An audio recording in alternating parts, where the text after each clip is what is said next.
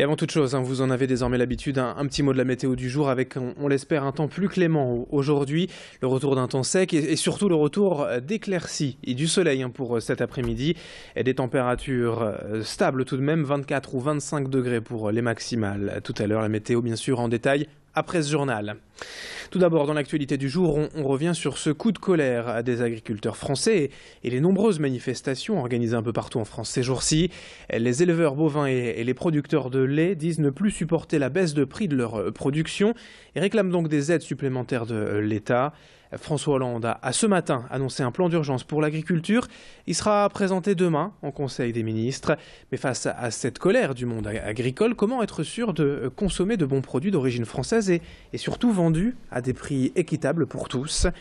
Dans la région, il existe depuis plusieurs années de nombreux points de vente collectifs où les producteurs se sont rassemblés pour vendre en direct leurs produits aux consommateurs. C'est ce que l'on appelle le circuit court et ici, le prix est maîtrisé, l'origine clairement identifiée. Cela permet aux agriculteurs d'avoir un revenu juste pour leur travail et pour les consommateurs de trouver de bons produits à des prix toutefois 5 à 10% plus chers qu'en grande surface, mais à ce tarif, c'est le producteur lui-même qui vous sert. Sophie Laden est allée aujourd'hui à Frélinguien au Panier Vert. À la rencontre de ces agriculteurs, ils nous parlent justement de ce juste revenu pour les producteurs. On est dans des tendances haussières pour toutes les matières premières, que ce soit par exemple le carburant, l'électricité, le matériel, les céréales pour nourrir les élevages.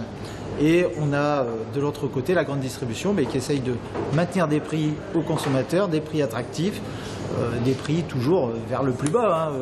On est consommateurs, vous et nous aussi, et c'est vrai que le consommateur cherche toujours malheureusement le prix bas au détriment de la qualité et de la traçabilité des produits. Et sachez que d'autres points de vente collectifs de ce type existent dans l'agglomération, notamment à Vambrechy, Fournan-Webb ou encore Pont-à-Marc. Autre information locale, relayée aujourd'hui dans l'actualité nationale, le Conseil constitutionnel examine ce mardi la validité des combats de coqs. À la demande d'une avocate de 2 Réunionnais poursuivis en justice pour avoir ouvert il y a 3 ans un nouveau lieu de combat sur l'île de la Réunion. Dans notre région, cette info fait forcément écho à la tradition des combats de coqs, le Nord-Pas-de-Calais étant la seule région de France métropolitaine où sont autorisés ces combats. Ici, on dénombre une 50aine de galodromes et plus de 1000 coqueleurs, les éleveurs de coqs combattants. Alors pour l'association Cause Animale Nord, il est important de maintenir cette interdiction de toute création de nouvelles arènes. On écoute le président de l'association, Anthony Blanchard, que nous avons joint ce matin par téléphone.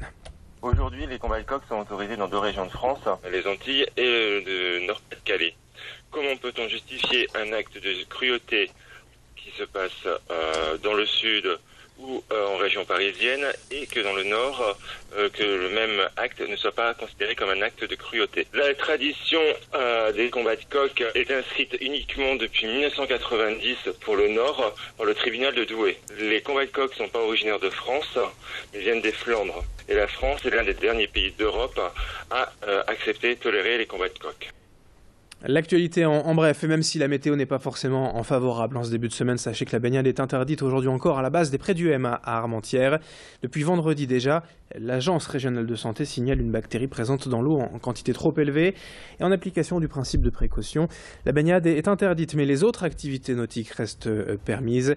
Des relevés ont été effectués hier et ce matin et les résultats ne seront connus que demain. En attendant, l'interdiction est donc maintenue ce mardi. On vous tient bien sûr informé. Un peu de sport aussi dans cette fin d'édition avec du football et le LOSC à l'entraînement ce matin au domaine de Luchin. Les Lillois poursuivent leur préparation avant la reprise du championnat, je vous le rappelle, le 7 août face au champion de France en titre, le Paris Saint-Germain. Pour le moment, les Dogs enchaînent les matchs amicaux. Ils en sont à 2 victoires et 1 défaite et affrontent demain soir à Cambrai à 18h30 l'équipe de Troyes. Ce matin, vous le voyez, les dirigeants et l'entraîneur ont présenté les 2 dernières recrues, 2 jeunes attaquants, l'ex-Lensois Baptiste Guillaume, âgé de 20 ans, et l'ancien Lavallois Serrou Guirassi, 19 ans, 2 joueurs sans expérience de la Ligue 1, mais au fort potentiel selon l'entraîneur Hervé Renard, que l'on écoute ce matin à Luchin au micro de Clotilde Leguévac. Aujourd'hui, si vous voulez recruter un attaquant qui est capable de mettre 15 buts par saison en Ligue 1, ça va vous coûter certainement au-dessus de 5 millions d'euros.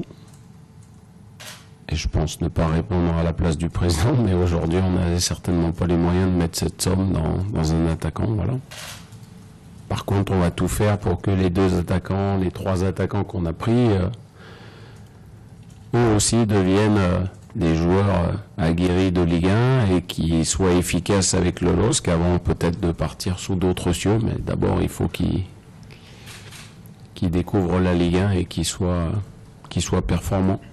Allez, fin de ce journal. Dans un instant, à suivre votre météo, avec la météo des plages cet été évidemment. Et puis un petit coup d'œil sur l'info au trafic. Très belle journée à tous.